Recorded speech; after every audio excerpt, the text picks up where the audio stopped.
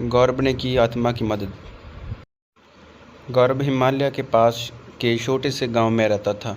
उसके गांव के आसपास घने जंगल थे और एक छोटी सी नदी भी पास थी। रात को जंगल में घूमने वाली आत्माओं और भूतों को कहानियों को सुनते सुनते गौरव बड़ा हुआ था।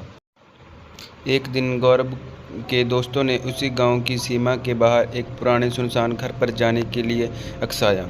उनके दोस्तों ने कहा कि इस घर में कोई साल पहले मौत हो गई थी। एक महिला की भूत घूमती है।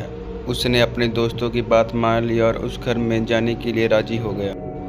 जब गौरव घर के पास पहुंचा तब उसे बहुत ठंड लग रही थी। घर घबराया हुआ था, जिससे टूटे हुए खिड़कियां थी और एक दरवाज़ा था जो खोलने पर ज़ोर ज़ोर से आवाज़ करता था। गौरव सावधानी से दरवाज़ा खोला और घर के दाखिल हुआ।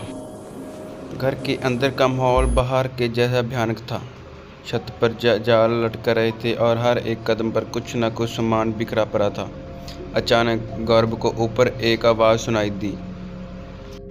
उसे लगा कि आसपास कोई चल रहा है। गौरव हिम्मत करके ऊपर गया और देखा लंबी बाल वाली औरत सफ़ेद साड़ी में उसके तरफ आ रही है। गौरव डर कर भागने की कोशिश कर रहा था कि उस औरत की आत्मा ने उसका एक हाथ पकड़ लिया और गौरव से विनती करने लगा कि मेरी मदद करो। ये सुनकर गौरव चौंक गया। उस औरत ने कहा कि वह घरेलू हिंसा का शिकार हुई है और उसके पति ने उसकी हत्या करके उसी जंगल में दफना दिया है और तब से उसकी आत्मा इस घर में कैद हो गई है। ये सुनकर गौरव ने उस आत्मा की मदद करने का सोचा और उससे वादा किया कि वह उसे मुक्ति दिलाकर रहेगा। गौरव अपने दोस्तों की मदद से उसी आत्मा की शरीर को ढूंढता है जो कि उस एक पेड़ के नीचे मिलता है। फिर गौरव पुलिस को ये सूचना देता है और पुलिस उस आत्मा की पति को गिरफ्तार करता है और कोर्ट उसे आजीवन कारावास की सज़ा सुनाता है। गौरव एक पंडित को लेकर उस घर में जाता है और पूजा पाठ करवाता है।